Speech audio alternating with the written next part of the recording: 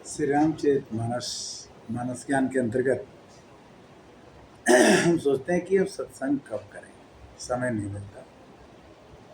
गृह कारजना नाजन जाला ते अति दुर्गम शैल विशाल। भगवान का भजन करने का समय कब मिलना चाहिए?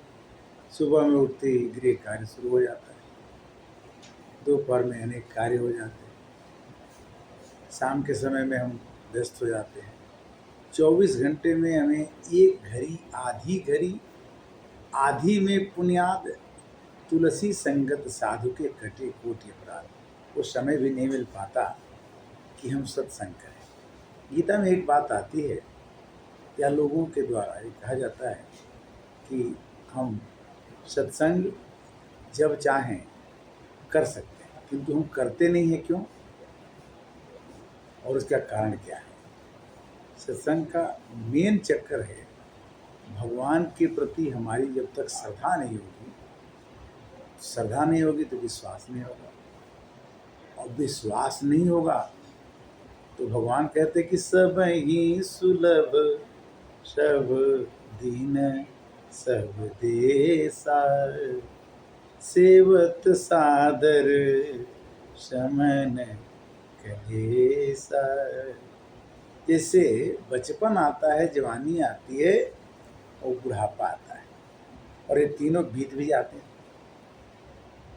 और इसी में भजन करने वाला भजन भी कर लेता है, इसी में सोने वाला सोना है, खेलने वाला मैंने जा पर जिनकर सत्य सनीहू ताते ही मिल ही न कछु संदेह। कभी कभी आदमी कहता है कि लोग बुढ़ापे में भगवान का भजन करते हैं, जवानी में और बचपन में क्यों करता है? किंतु ऐसा नहीं। बचपन खेल में बीता, जवानी नींद वर्ष होया, बुढ़ापा देख के रोया, ये तो परेशानी बढ़ती ही रहती। तो हमें करना क्या हो? हमें करना ये है कि जब भी समय मिले तो न मिले तो भगवान के नाम की चर्चा और उसका उच्चारण करते रहें। भगवान भगवान भगवान के बारे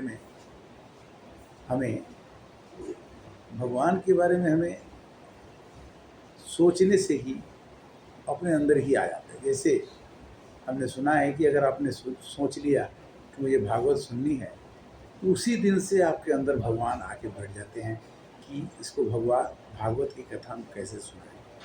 अगर आपको मंदिर बनाना है तो मंदिर बनाने के पहले मंदिर की संरचना आपके अंदर पहले बन जानी चाहिए। पहले बनती हैं तकदीरें, बाद में बने शरीर, और ये भगवान की कारीगरी है, तू है क्यों गंभीर।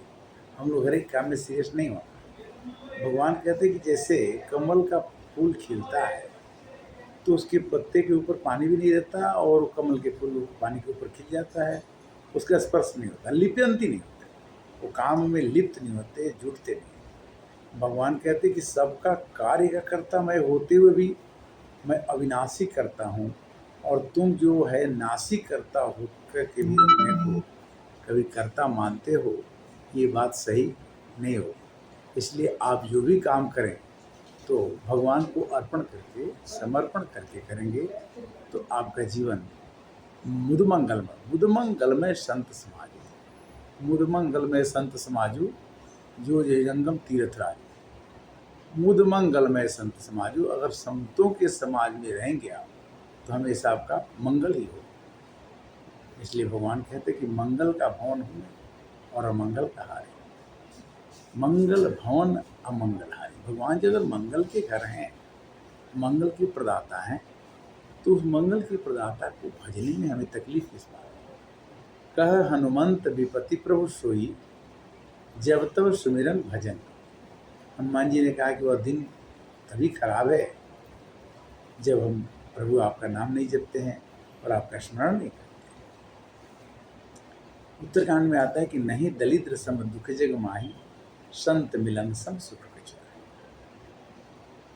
संतों के मिलने के समान कोई सुख नहीं है, और दरिद्रता के समान कोई दुख नहीं है। संत कब मिलते हैं? कि पुण्य पुंज बिन मिलही न संता।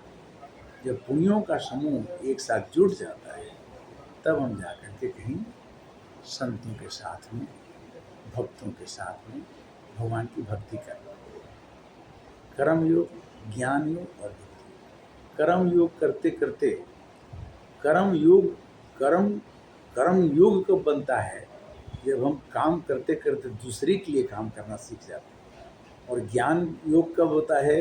जब हम ज्ञान लेते लेते ज्ञान दूसरे को बांटने लगते हैं। और भक्ति योग तब होता है जब ज्ञान और कर्म योग दोनों जुड़ते हैं, तो उसी का फल भक्ति होता है कि भगवान के शरणों में चले जाने पर मनुष्य के अंदर किसी प्रकार का अंतर्भाव नहीं होता कि ये काम होगा, कैसे होगा, नहीं होगा।